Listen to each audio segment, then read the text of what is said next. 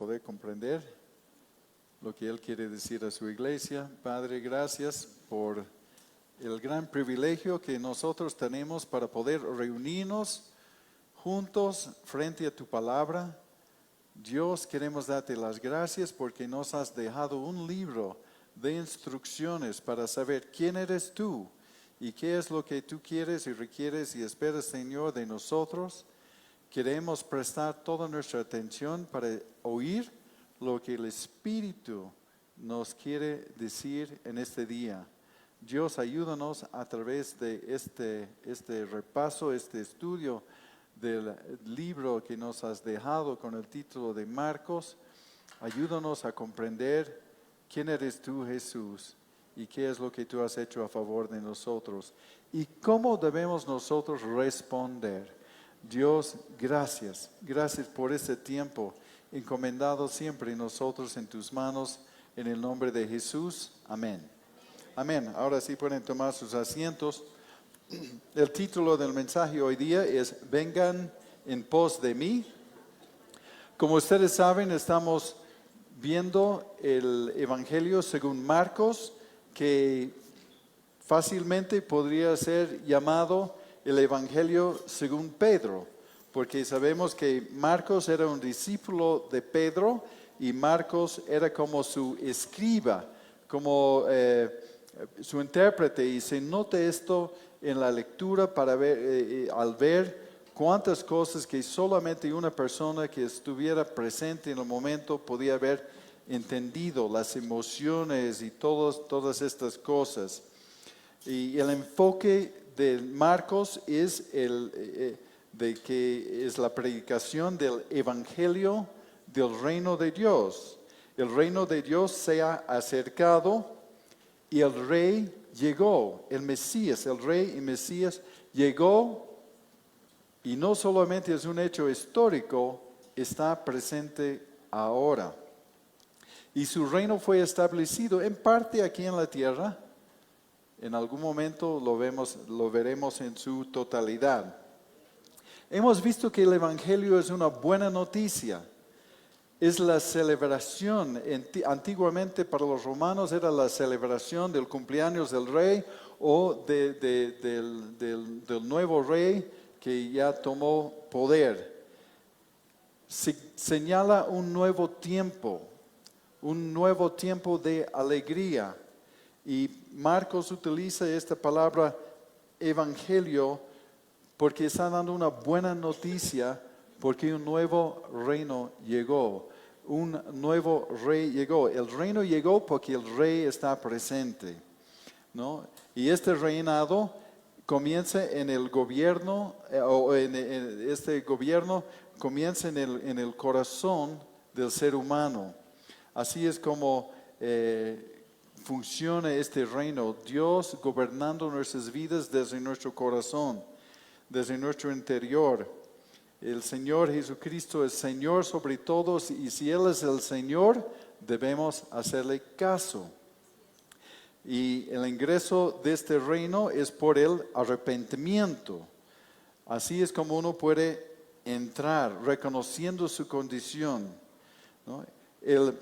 Y el mensaje principal de Juan el Bautista que hemos visto es más que el arrepentimiento, porque eres pecador. El mensaje es: el Mesías viene. El Mesías viene, entonces ordena tu vida. Y eso implica arrepentiéndose. Debe producir un cambio. El arrepentimiento significa un cambio. Debe cambiar, debe transformar, debe producir acción en nosotros, cambio de dirección, y debe cambiar nuestras prioridades para alinearnos con las prioridades de nuestro Señor.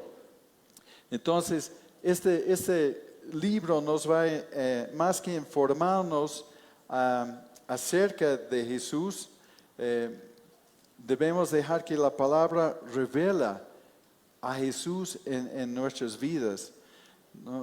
Más que enseñarnos sobre quién era Él, la palabra tiene el propósito de revelar a Cristo en nosotros. Y eso cambia todo.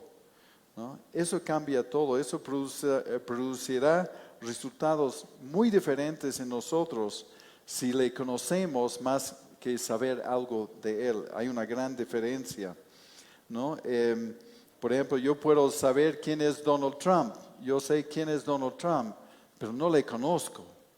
No le conozco, no puedo decir que le conozco. Solamente puedo decir que sé algo de Él. Y muchos tienen a Cristo así. Saben de lo que han dicho.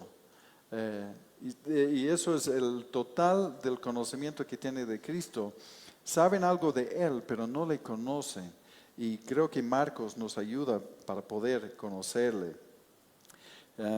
Porque de otro modo difícilmente eso va a producir compromiso y entrega de nuestras vidas. Eso no va a cambiar. Saber algo de Él no va a ayudarnos a cambiar nuestras prioridades y nuestra conducta. Pero conociéndole a Él sí nos daría la motivación necesaria. Entonces hoy vamos a ver Marcos 16 al 45. Y en la primera parte vamos a ver donde Jesús llama a Pedro, Andrés, Jacobo y Juan. Versículos 16 al 20 nos dice así: andando junto al mar de Galilea, vio a Simón, que es Pedro, y a Andrés, su hermano, que echaban la red en el mar, porque eran pescadores. Y les dijo Jesús: vengan en pos de mí, y haré que sean pescadores de hombres. Y dejando luego sus redes, le siguieron. Y pasando de ahí un poco más adelante, vio a Jacobo, hijo de Zebedeo, y a Juan, su hermano, también ellos en la barca, que remendaban las redes, y luego los llamó. Y dejando a su padre Zebedeo en la barca con los jornaleros, le siguieron. Así que ahí tenemos el encuentro con ellos, pero no es el primer encuentro que Jesús tuvo con estos que son sus discípulos. En Juan capítulo 1 hay el encuentro, el llamado. Andrés, el hermano de Pedro, Simón, le llama, y ahí está Juan y Zebedeo. Y Andrés, el hermano de Pedro, y probablemente Juan, algunos dicen Pedro, pero eran discípulos de Juan el Bautista. Entonces ya tuvieron ellos un encuentro con Jesús. Y Jesús ya les conocía y les invitaban a seguirle, y le han seguido algo. Pero no sé cuándo, pero como después del encarcelamiento de Juan el Bautista, de todos modos terminaron en Galilea de nuevo, y se dedicaban a pescar, que era su oficio. Entonces no era el primer encuentro con Andrés, Pedro, Juan y Jacobo, pero sí era un llamado más claro. Ya les está llamando a ser discípulos.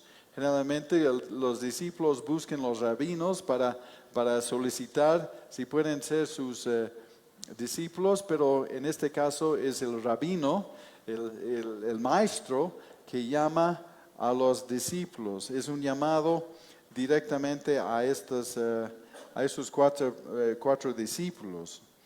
Luego van a ver que en Mateo 10 y creo que Lucas 6 hay un llamado al apostolado.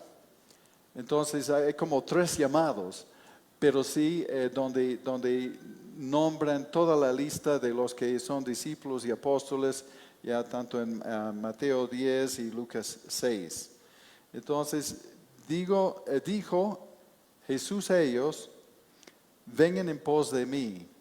Y eso era una invitación a un discipulado más formal, de seguirle permanentemente.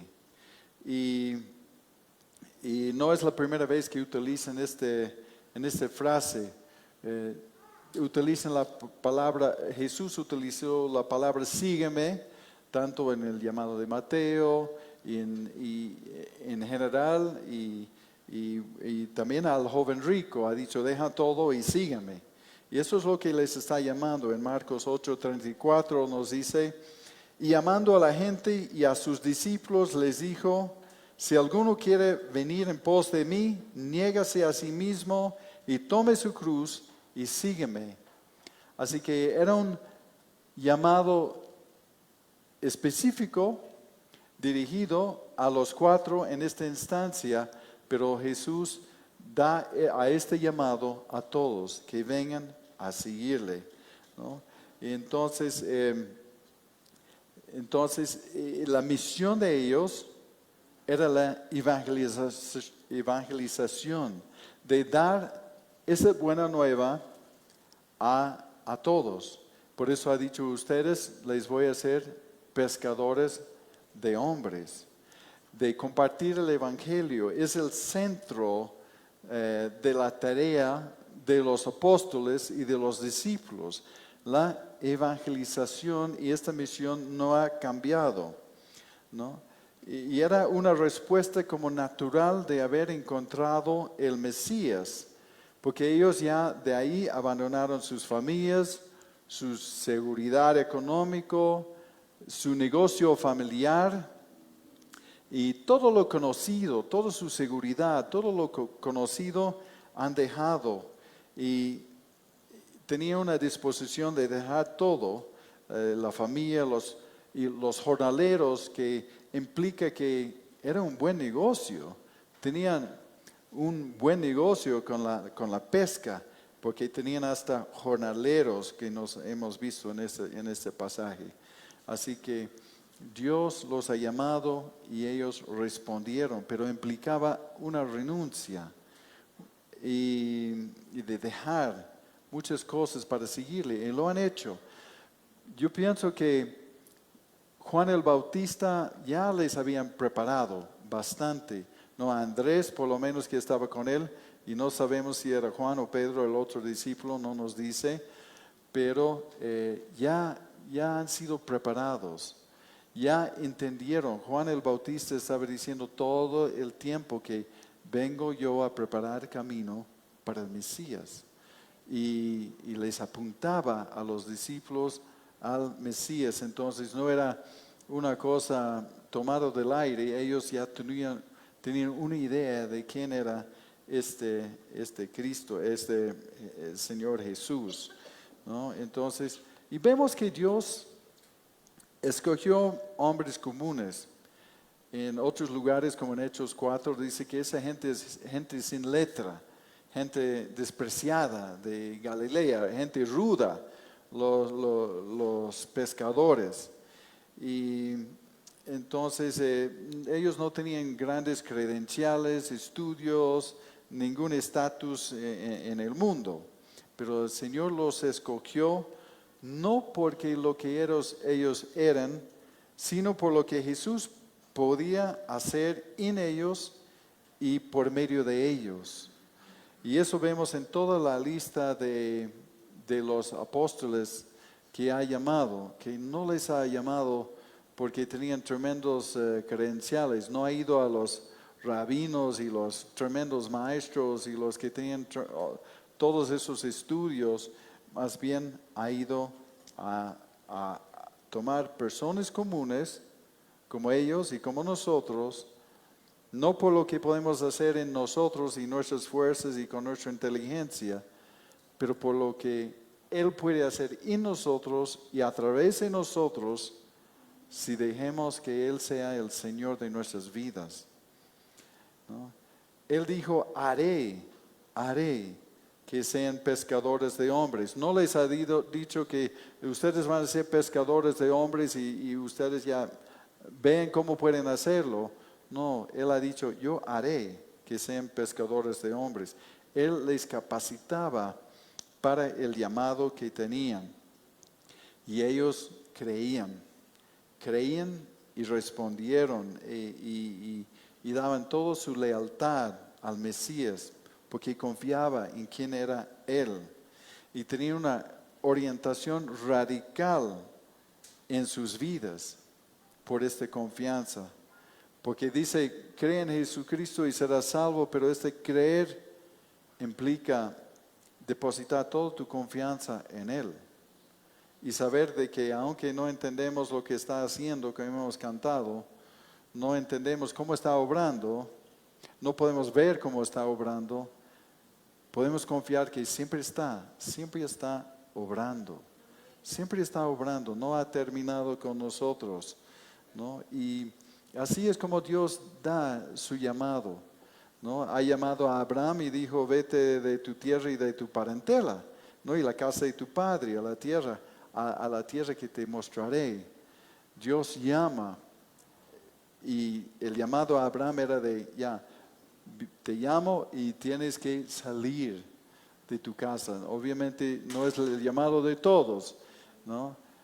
Pero Dios llamó a Abraham así, o a Moisés, el ángel de Jehová en una llama de fuego en medio de una zarza le buscó, le llamó, y no por su gran capacidad. Y Moisés ha dicho, pero no, soy tardo de hablar, no me es fácil la palabra, busca a otro, pero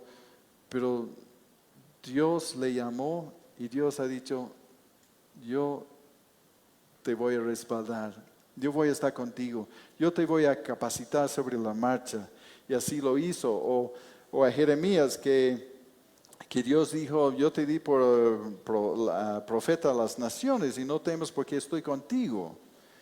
Y porque Jeremías decía, no, pero soy niño, ¿cómo a mí me estás llamando? Pero Dios llama a las personas que no están buscando tanto posiciones y puestos. Dios llama a las personas comunes, y si Dios llama, Dios va a respaldar. Y si Dios nos llamó a nosotros de venir en pos de Él, entonces Él también daría la fuerza, las palabras y lo que necesitamos para hacer la obra que Él nos ha encomendado. Y la obra que estamos viendo aquí es predicar las buenas nuevas, el Evangelio a el que no conoce, ¿no? Entonces Dios llamó a las personas menos pensadas, sin credenciales, y personas comunes que no tenían mucho para ofrecer. Y este creer significaba que no pueden quedarse donde están. Si crees en el Señor, si te conviertes al Señor, no puedes quedarte donde estás. Y no estoy hablando de geográficamente, ¿no? O logísticamente, estoy hablando que no puedes quedar o no podemos quedarnos donde estábamos en nuestra manera de pensar y actuar. Debe cambiar, debemos responder. Vamos a ver cómo avanza la lectura, que vemos que sí, los demonios creen en quién es Él, perfectamente saben quién es Él. En versículos 21 y 22 de Marcos 1 dice, y entraron en Capernaum, y los días de reposo, entrando en la sinagoga, enseñaba. Y se admiraban de su doctrina, porque les enseñaba como quien tiene autoridad y no como los escribas.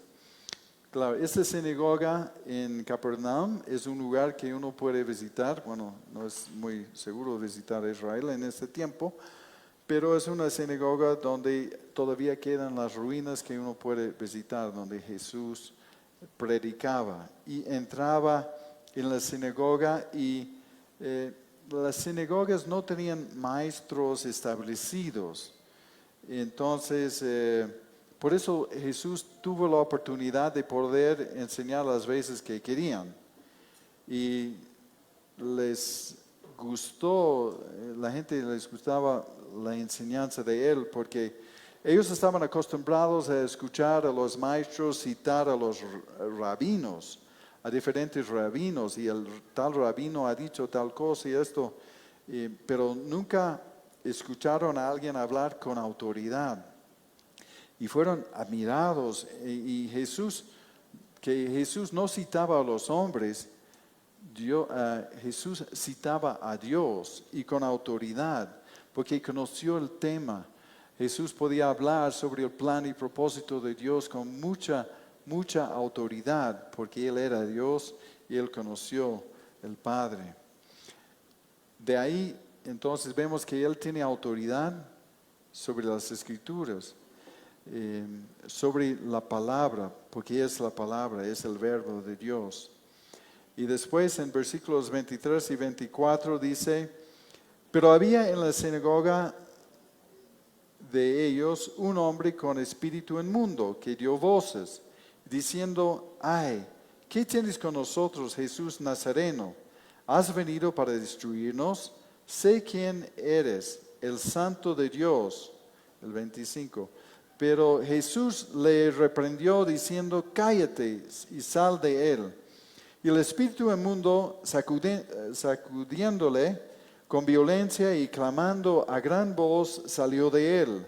Y todos se asombraron de tal manera que discutían entre sí diciendo, ¿qué es esto? ¿Qué nueva doctrina es esta que con autoridad manda aún a los espíritus inmundos y le obedecen? Y muy pronto se difundió su fama por toda la provincia alrededor de Galilea. Lo que me llamó la atención aquí es que el endemoniado estaba cómodo y tranquilo en una situación religiosa. El endemoniado era cómodo, sin molestias, escuchando los rabinos y escuchando la palabra muerta quizás de ellos. No tenía ninguna molestia sentado ahí en medio de la religión, hasta que llegó la presencia de Dios. Eso sí no podía soportar. Llegó a Jesús. Llegó la presencia de Dios, ellos sabían quién era Él. Entonces con la presencia de Dios ya no podía quedarse callado, porque el rey del reino radicalmente opuesto llegó. Entonces están viendo que su tiempo está limitado. El espíritu inmundo sabía exactamente quién era. El Santo de Dios. Y vemos que los demonios creen, porque muchos hoy en día dirán, bueno, yo sé quién es Jesús, he escuchado, hasta le tengo en mi pesebre, ¿no? Y es así de chiquitito, manejable. Pero los demonios caían, pero sin el beneficio de ser parte de su reino.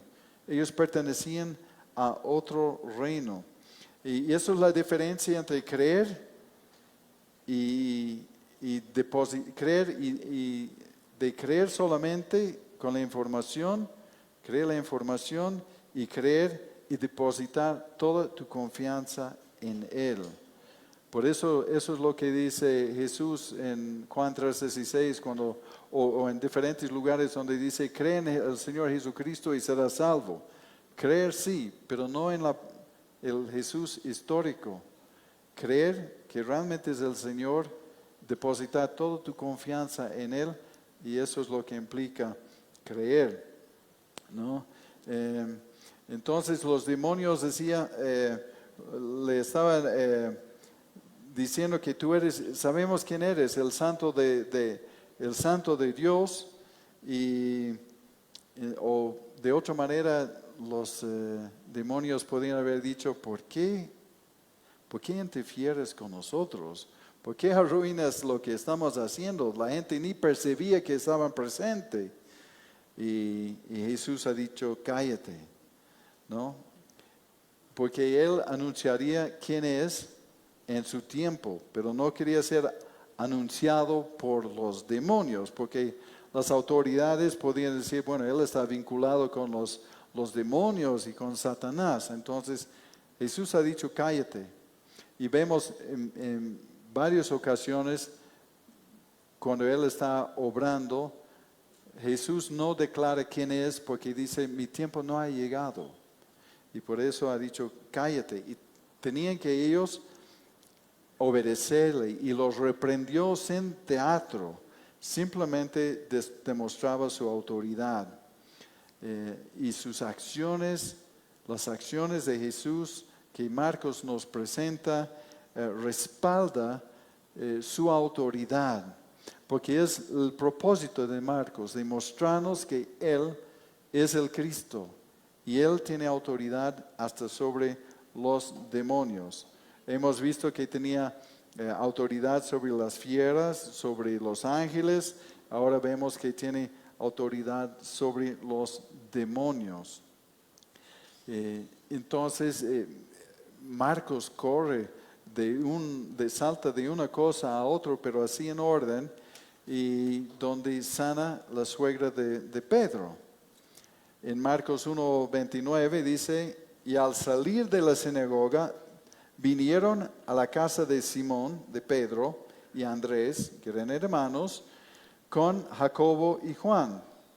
Y la suegra de Simón estaba acostada con fiebre y enseguida le hablaron de ella. Entonces él, Jesús, se acercó y la tomó de la mano y la levantó e inmediatamente le dejó la fiebre y ella le servía. Bueno, Lucas cuando comparte esto nos da a entender que estaba gravemente enferma. No era simplemente una cosa como un mal resfrío, ¿no? Estaba bastante mal. Y algo que podemos aprender de esto es que si Pedro tuvo una suegra, Pedro era casado, ¿no? Entonces es obvio. Entonces Pedro casado no tiene nada que ver con el Papa y de ser, no sé, el primer Papa y todas esas cosas, ¿no? Y hasta en 1 de Timoteo 4:3 dice que de prohibir casarse es la doctrina de demonios. Entonces, todo ese asunto de la Iglesia Católica es una cosa que no sale de las Escrituras, ¿no? Y aquí vemos que Jesús no solamente tenía autoridad sobre los animales, los ángeles, los demonios, pero también sobre la enfermedad. Tenía autoridad y poder sobre las enfermedades. Y vemos la respuesta de ella, que se levantó, ella respondió agradecida y le sirvió, y nosotros debemos hacer el mismo si entendemos de qué nos ha salvado el Señor. Cuando dice que por sus llagas fuimos nosotros curados, no está hablando tanto de enfermedades, está hablando de la enfermedad del pecado. Y si entendemos lo que ha hecho al perdonarnos a nuestros pecados, entonces también debe ser la respuesta lógica de decir, Señor, ¿cómo puedo servirte? Como ella respondió agradecida y le sirvió, y debemos vivir agradecidos en todo momento. Y después ha hecho muchas sanidades, ¿no? Al ponerse el sol, en Marcos 1:23 al 32, 1:32 al 34, dice, cuando llegó la noche, hay que pensar, cuando llegó la noche, él había trabajado, había enseñado en la sinagoga, había sanado el endemoniado, ¿no? Y llegó la noche cuando era legalmente oficial de que terminó el sábado, donde no podían trabajar, no podían llevar camillas, ni nada de esas cosas. Entonces recién la gente podía moverse, porque pasando el puesto del sol, entonces ya oficialmente termina el sábado y la gente legalmente puede comenzar a moverse. Entonces dice, cuando llegó la noche, luego que el sol se puso, le trajeron todos los que tenían enfermedades y a los endemoniados. Y toda la ciudad se agolpó a la puerta y sanó a muchos que estaban enfermos de diversas enfermedades y echó fuera muchos demonios y no dejaba hablar a los demonios porque le conocían. Así que después de la puesta del sol, terminó oficialmente el sábado, el día de reposo. Entonces eran libres de las restricciones en cuanto a viajes y de actividades y de cargar camillas y todas esas cosas. Entonces las personas venían a Jesús para ser sanados. Es impresionante la cantidad de gente que andaba endemoniado también en esos tiempos, ¿no? Impresionante. Creo que hay muchos ahora también, ¿no? Pero bueno, él trabajó día y noche para servir a la gente. Y Marcos, en este evangelio que según él destaca a Cristo como el siervo. El siervo. Entonces, ¿dónde hay en todas las historias de las religiones, hay un Dios que sirve a la gente? Porque en todos los casos, la gente sirve a sus dioses. Le dan ofrendas, tratan de portarse bien, tratan de tener cierta conducta y todo ello. Todos tratan de apaciguar a los dioses, de servirles. Y todos los dioses demandan un tipo de servicio. Pero Jesús ha dicho, no. Y cuando los discípulos decían, ¿quién será el mayor? ¿Quién será el mayor y quién puede estar a su derecha y a su izquierda cuando está en su gloria? Jesús ha dicho, no será así entre ustedes, ¿no? No he venido para ser servido, sino a servir. Y aquí vemos a Cristo como siervo. Trabajó día y noche para servir a la gente y así nuevamente los demonios le conocían. Le conocían, pero no tenían parte con él en su reino, porque no eran no se arrepintieron, ¿no? Y es otro debate si un demonio puede arrepentirse, es otro asunto. Y después vemos en el 35 al 39 que levantándose muy de mañana, después de haber trabajado todo el día y toda la noche y estar rodeado de gente y atendiendo a la gente, levantándose muy de mañana, siendo aún muy oscuro, salió y se fue a un lugar desierto y ahí oraba. Y le buscó a Simón y los que con él estaban. Y hallándole, le dijeron, todos te buscan. Él les dijo, vamos a lugares vecinos para que predique también ahí, porque para esto he venido. Y predicaba en las sinagogas de ellos en toda Galilea y echaba fuera los demonios. Pero mira, trabajó duro y multitudes iban para ser sanados y tener sus demonios expulsados.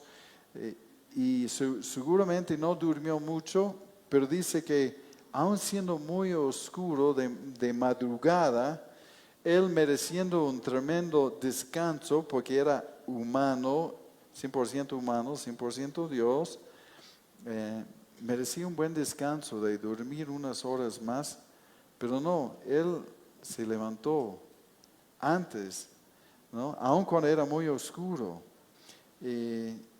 Entonces ahí nuevamente vemos sus prioridades de servir.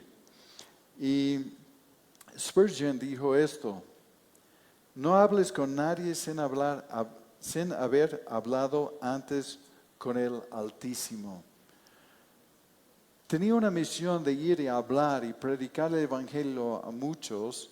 Y como dice Spurgeon, es que no debes hablar con nadie o pensar que puedes evangelizar sin haber hablado con Dios antes. Y creo que es un buen principio. Él sabía que tenía una tarea muy, muy grande. Entonces Jesús oró porque su relación con el Padre era la fuente de su fuerza. No oró por pecado ni nada de esas cosas, pero oró porque era la fuente de su fuerza. Y Eh, la oración para él era un deseo, su privilegio, una necesidad urgente. Y a veces yo pienso que es hasta absurdo, ¿no? En la iglesia católica, ¿no? Cuando uno se porta muy mal, dice, anda a orar, ¿no? Como tu castigo por haberte portado mal es andar y orar, ¿no? No sé cuántos Padres Nuestros y Ave Marías y esas cosas, ¿no? O sea, si te portas muy mal, ya tu castigo es andar a orar, ¿no? Pero Jesús no es así y para nosotros sabemos que no es así. Es un privilegio para poder hablar con el Altísimo. Y es urgente. Y la oración es una manera de mostrar nuestra dependencia en Dios, ¿no? Nuestra dependencia de Él. Porque si sabemos que si aún en una reunión como esto, por eso la lectura de la Biblia todos los días, la última parte es orar por la reunión del domingo, ¿no? La predicación, porque sabemos si sin la oración no va a pasar mucho. No va a pasar mucho porque eso es espiritual. Tiene que suceder algo espiritual porque podemos informarnos con muchas cosas, con la palabra misma. Podemos informarnos, pero la palabra hay que discernirla espiritualmente. El Señor colocó el Espíritu Santo en cada creyente y tenemos esta facultad, pero a veces no utilizamos. Entonces, es tan importante la oración porque es una muestra de nuestra dependencia de Él, sabiendo que, Señor, yo oro por esta reunión, oro por este encuentro, oro por esta actividad, porque sé que sin ti nada puedo hacer. Y es una buena manera de decir, Señor, te necesito, confío en ti, no confío en mí, confío en ti, ¿no? Y es importante, no es una carga, es un privilegio y debe ser nuestro deseo, ¿no? Y una necesidad urgente desde nuestro interior. Entonces, y Jesús fue a un lugar desierto, buscaba tiempo a solas, lejos de interrupciones. Y nosotros realmente, si vamos a conectar con el Señor, creo que eso es un principio importante de alejarnos, de tener un rincón, de tener un tiempo donde no hay interrupciones, apagar el celular o alejarlo, ¿no? Y apagar la radio y escoger la hora, un horario donde realmente puede, pero yo sé que nosotros podemos orar así mascando chicle y caminando por la calle. Podemos orar así. Y podemos orar cuando estamos en el minibús, aún sin pronunciar una palabra. Y debemos hacerlo. Pero otra cosa es tener un tiempo apartado y conectar. Conectar con Dios. Y debe ser una prioridad. Y es un tremendo privilegio que Dios nos da que no debemos desperdiciar. Debe ser intencional, una prioridad. Y no en el tiempo que sobra, porque nunca sobra tiempo. Nunca, nunca. Si esperamos leer la Biblia o a orar, cuando nos sobra el tiempo, cuando tengamos tiempo, probablemente nunca lo vamos a hacer. Así que debemos ser intencionales y hablar nuestro corazón con Dios en secreto, en un lugar apartado, ¿no? Y interesante también en este pasaje es que le buscó Pedro porque dice en el 36, y le buscó Simón y los que con él estaban, pero aquí estamos viendo como una primera instancia o mención del liderazgo de Pedro, del liderazgo de él, porque él tomó la iniciativa, por lo que vemos en la primera indicación de su liderazgo, de que Dios tenía algo especial para él, no de ser papa, ¿no? Pero sí, tenía algo especial para Pedro. Y era entre los tres, Pedro, Jacobo y Juan. Si vemos Y hemos compartido sobre eso de su círculo interior, sus íntimos, que estaban con él en varias ocasiones importantes, los cercanos a él, ¿no? Entonces, y oraba porque iba a predicar en los lugares vecinos, ¿no? Como les digo, es un buen principio. Antes de ir a evangelizar, predicar o hablar con alguien, hablar con Dios primero.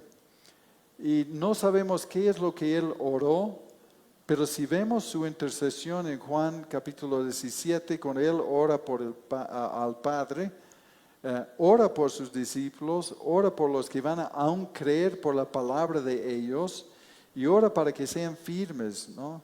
Que no les quiten del mundo, pero guárdalos del mal. Sabe que está lanzando a sus discípulos y aún a nosotros en un mundo hostil.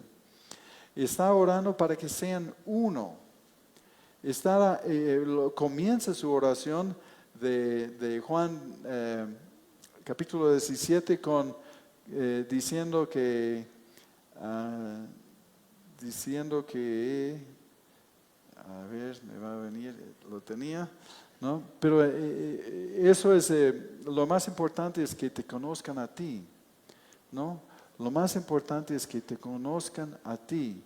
Y así que eso es lo que hemos visto como su oración, en su intercesión al Padre, que los discípulos, que la gente le conoce a Él. Eso es la vida eterna, que te conozcan a ti, ¿no? Y el Hijo que tú has enviado. Y de que los quitas del mundo, no los quitas del mundo, pero dentro del mundo, que los guardas del mal y que sean uno en ti. Y seguramente está hablando algo similar porque está hablando de andar y predicar en los lugares vecinos. Y sabe que van a ser bien recibidos por unos, otro grupo va a ser indiferente y otro grupo va a ser hostil. Es casi el patrón en toda la predicación de la palabra. Entonces, él seguramente orando por sus discípulos para que no se desanimen en cuanto venga toda la adversidad y el rechazo.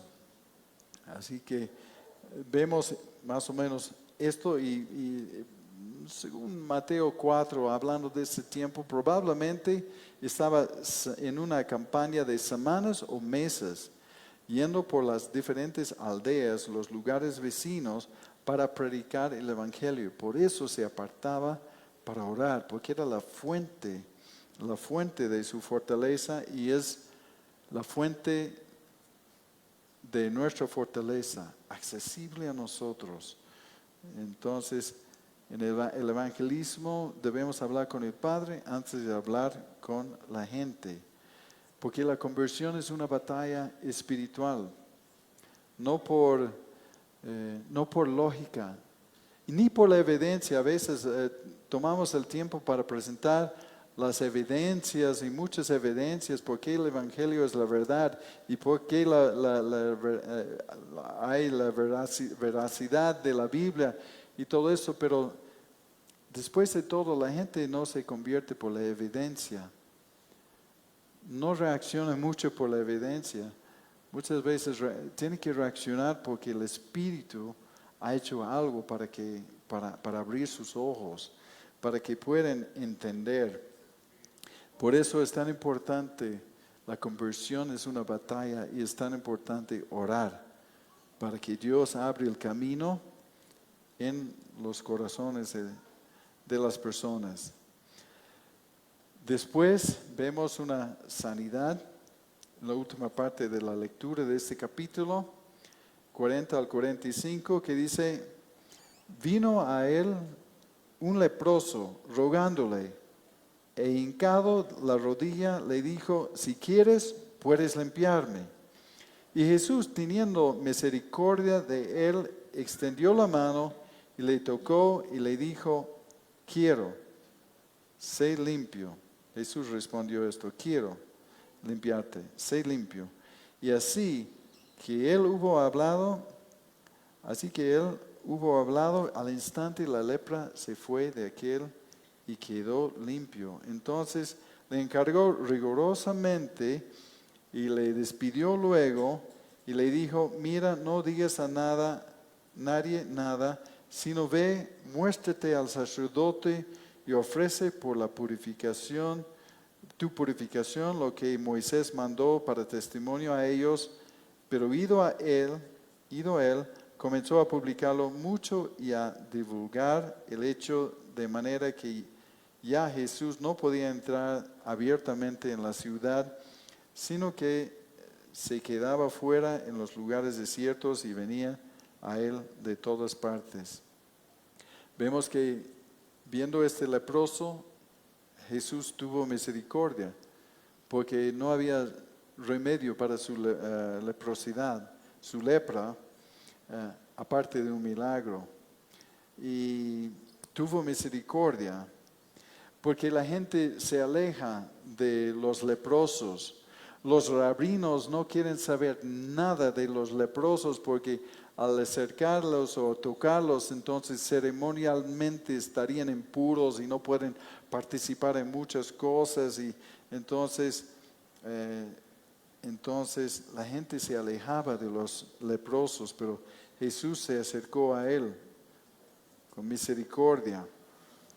Y seguramente su apariencia era repulsiva y uno escapa de una persona así más de acercarse. Y Lucas dio un relato sobre este mismo relato, decía que estaba lleno de lepra.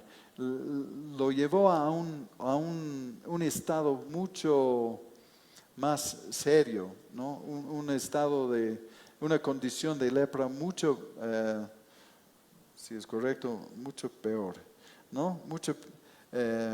Entonces, eso significa una etapa avanzada, muy avanzada, todo su cuerpo pudriendo. Y los rabinos para nada se acercarían a alguien así.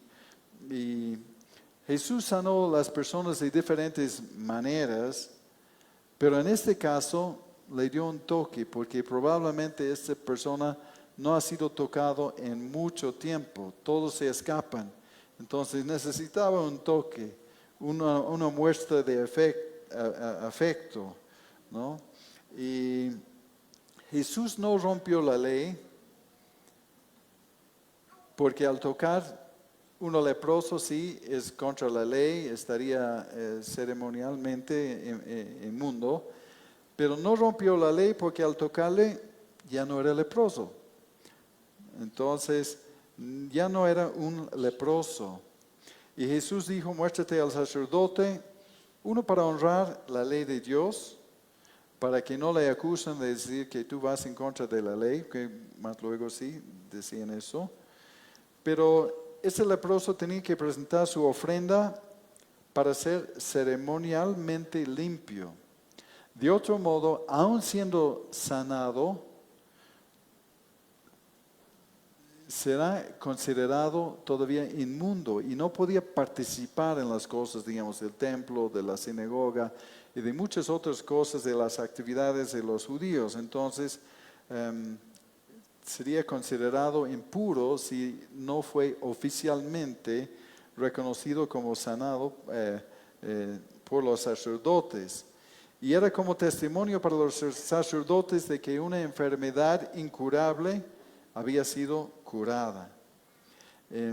Entonces, la aceptación del sacerdote era una afirmación pública y un fuente de testimonio que el Mesías estaba en medio de ellos, ¿no?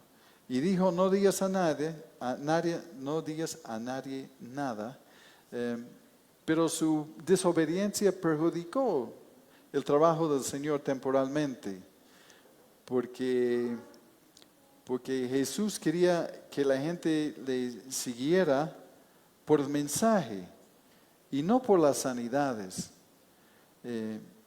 Y él no podía entrar abiertamente a la ciudad, porque la gente venían solamente por el tema de sanidades. Entonces, él tuvo que dejar que se calmaran las cosas, por eso se apartó de ellos a lugares desiertos. En Lucas 5:16 dice, mas él, Jesús, se apartaba a lugares desiertos y oraba. Y nos muestra por qué Lucas añade esto, por qué salió a lugares desiertos, era para orar.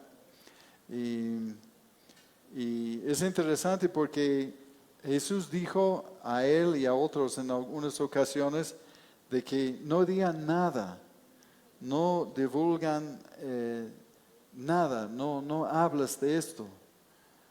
¿Y qué han hecho? Han divulgado todo, han hablado, han desobedecido. Y a nosotros nos dice divulgarlo, hablarlo, dilo a todos. Y no lo hacemos. Es interesante. Así que, viendo esto de Marcos, estamos viendo que el reino de los cielos se ha acercado.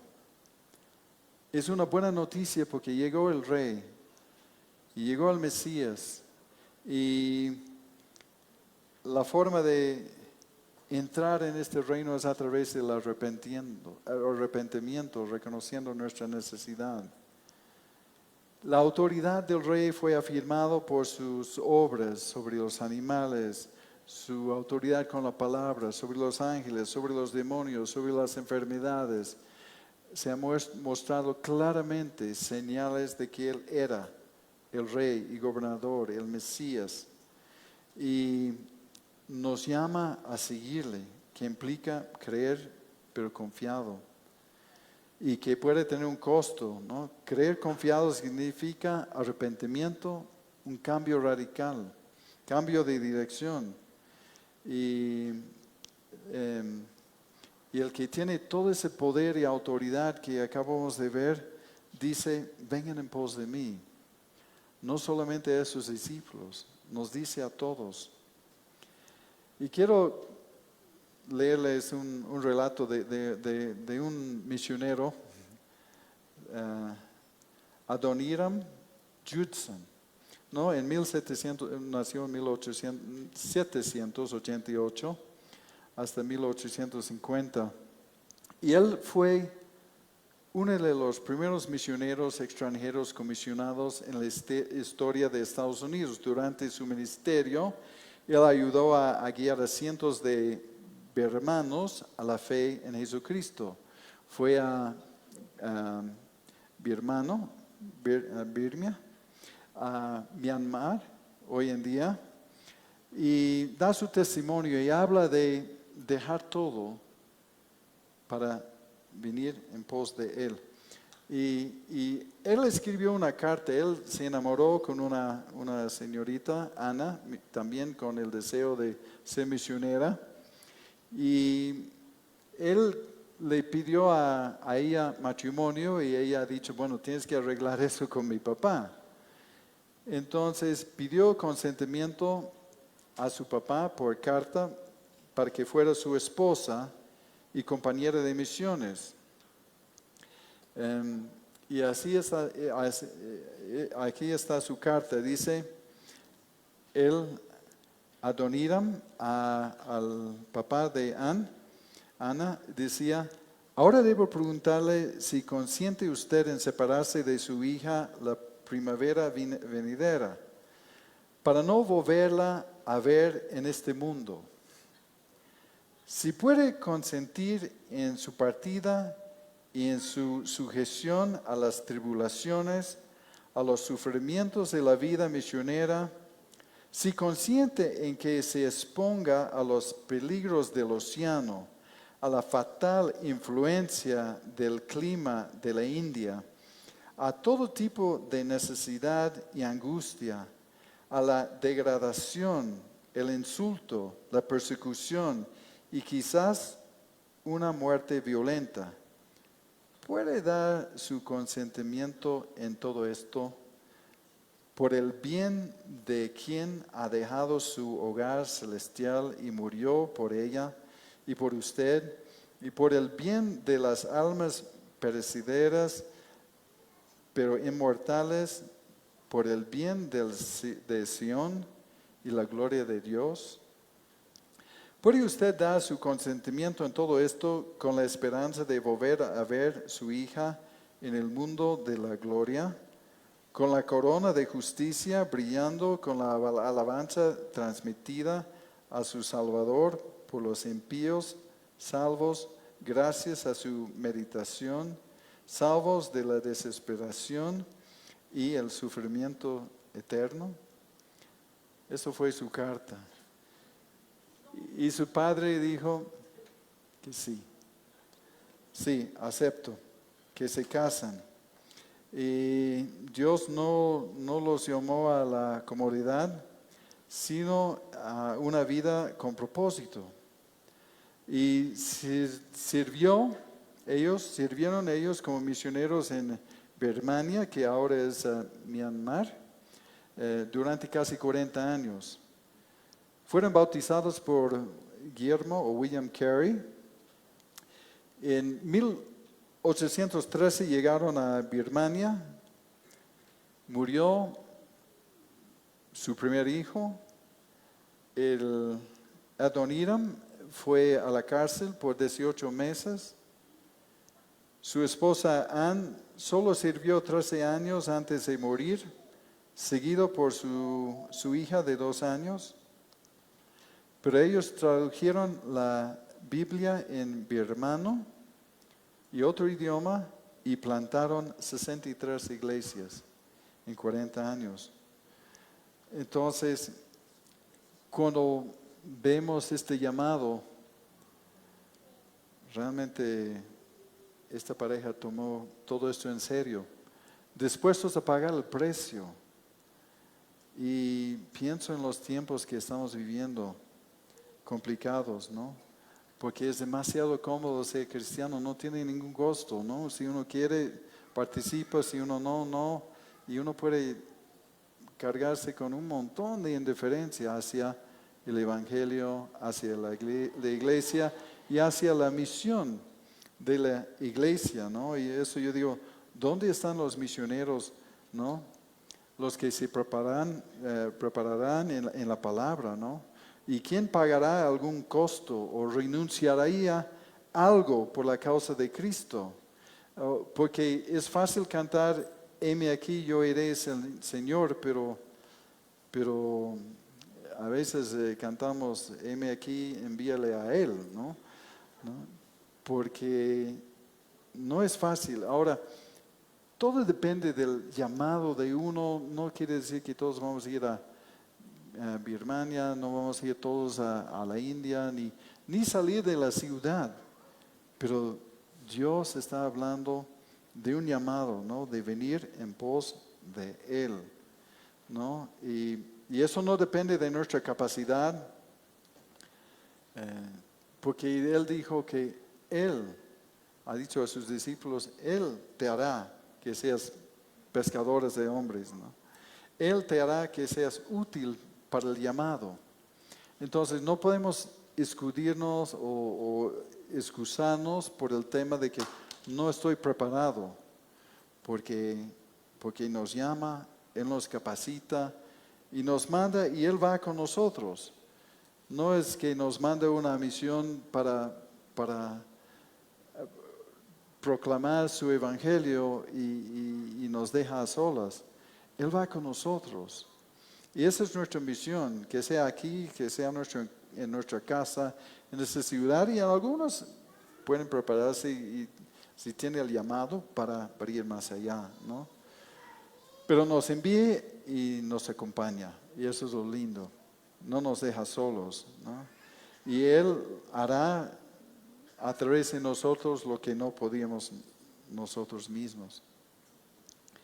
Y la verdad es que cuando yo leí esto, como les dije la semana anterior, es muy especial para mí este Evangelio según Marcos, porque cuando lo leí entendí claramente que Jesús era más que un carpintero.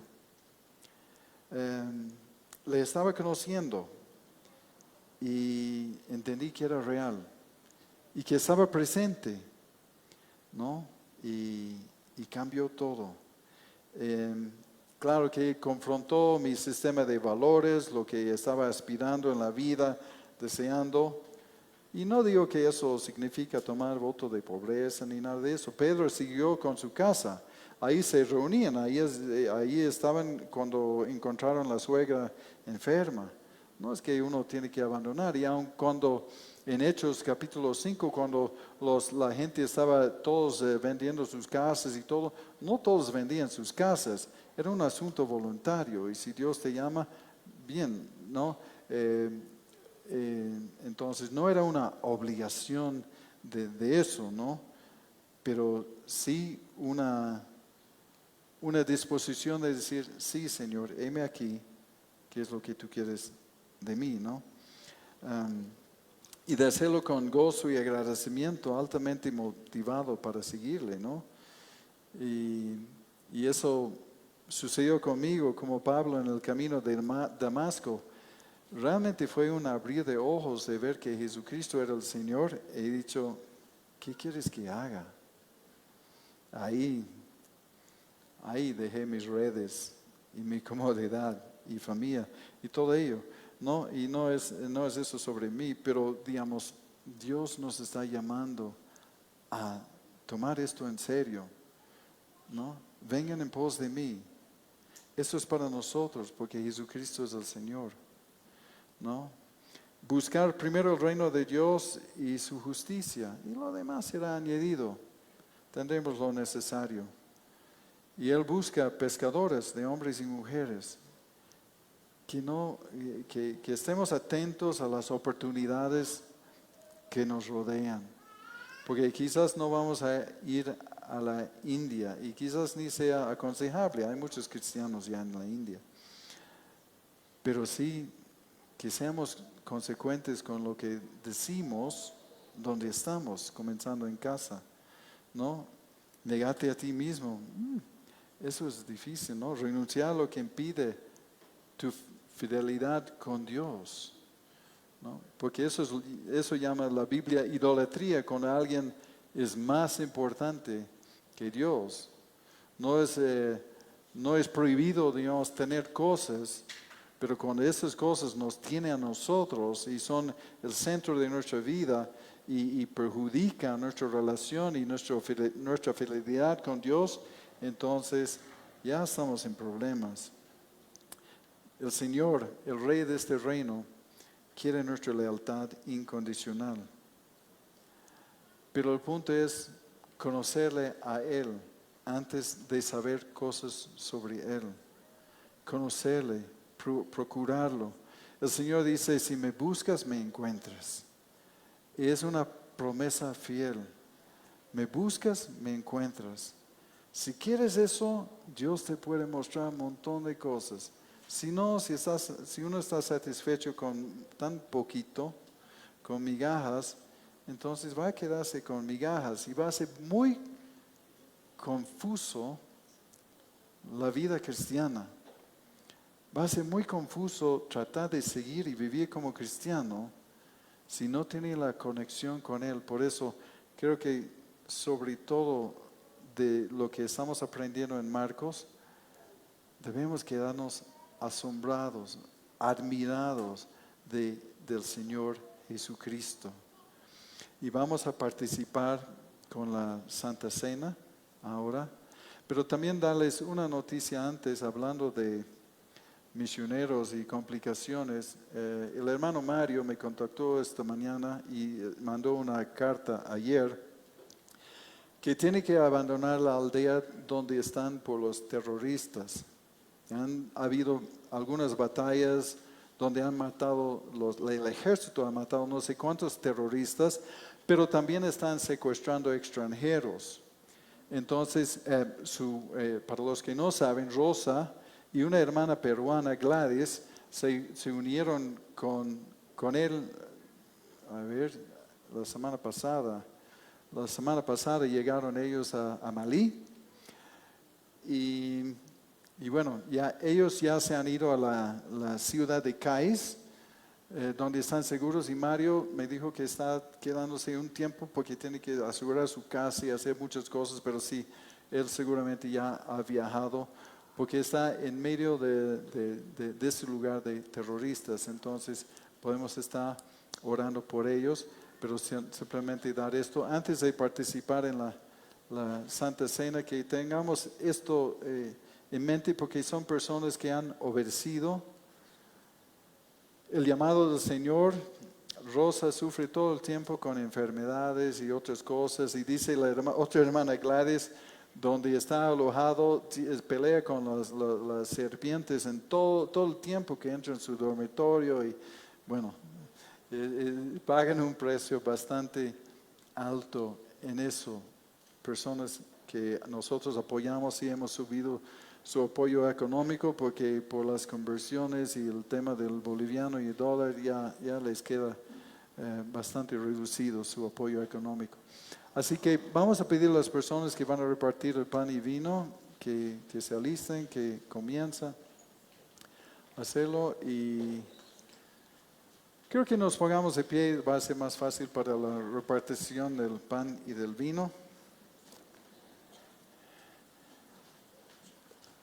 Bueno, aprovechar para decir que creo que la hermana Hilda, estuve con ella el día viernes, un par de veces esta semana.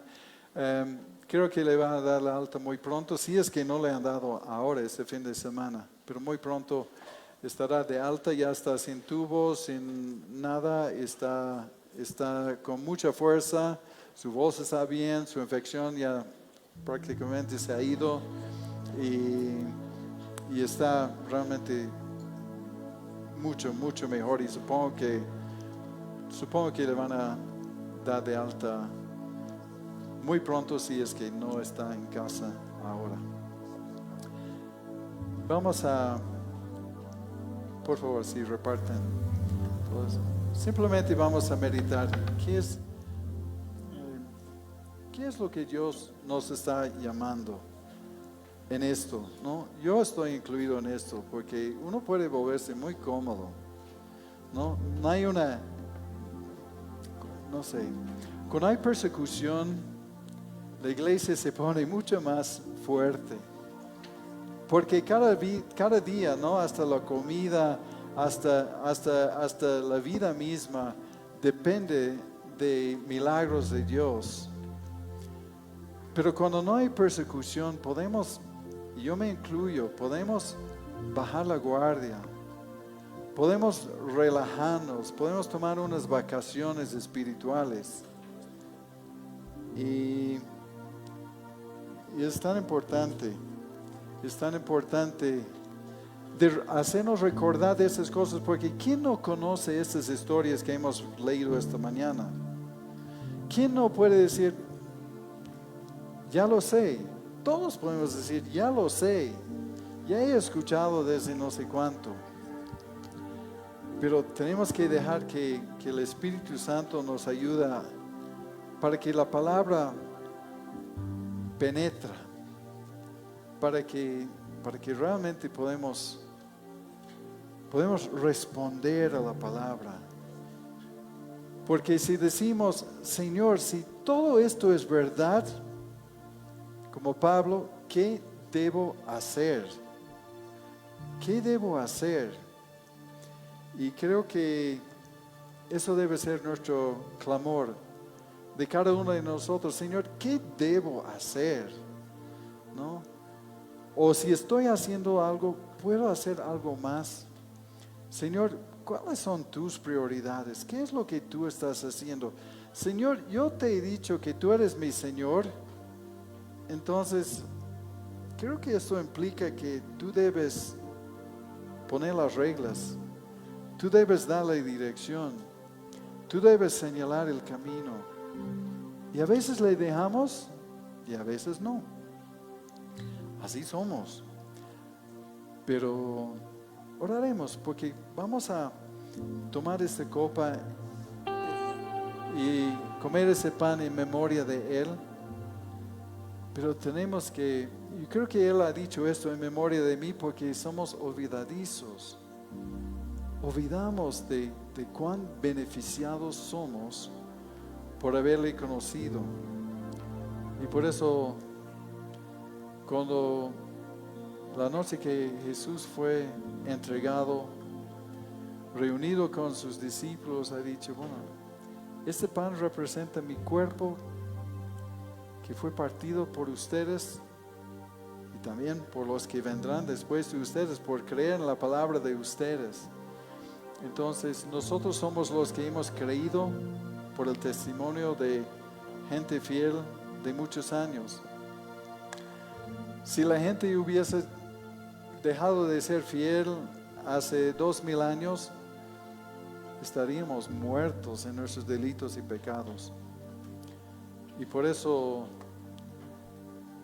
nosotros hemos recibido la palabra, porque algunas personas han hecho caso a esta palabra de venir en pos de mí, ¿no? A este orden del Señor, de vengan en pos de mí. Algunos han obedecido y por eso llegó la palabra a nosotros. Por eso tenemos la palabra aquí traducida en un idioma que conocemos. Así que cuando Jesús estaba con sus discípulos, ha dicho, este pan representa lo que voy a hacer por ustedes, mi cuerpo partido. Toma esto, pero no sean olvidadizos. Recordad lo que he hecho por ustedes y el sufrimiento y el sacrificio. Entonces comeremos el pan en memoria de Él.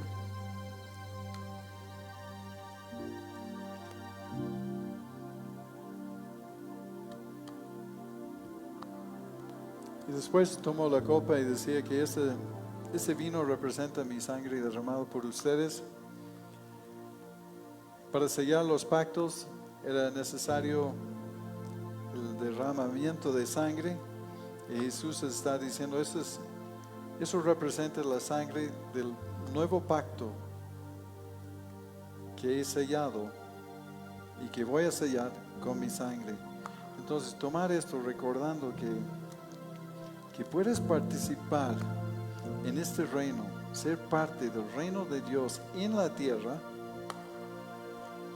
por el arrepentimiento y porque Él fue a la cruz y por su sangre derramada. Entonces tomaremos esto en memoria de Él y lo que hizo.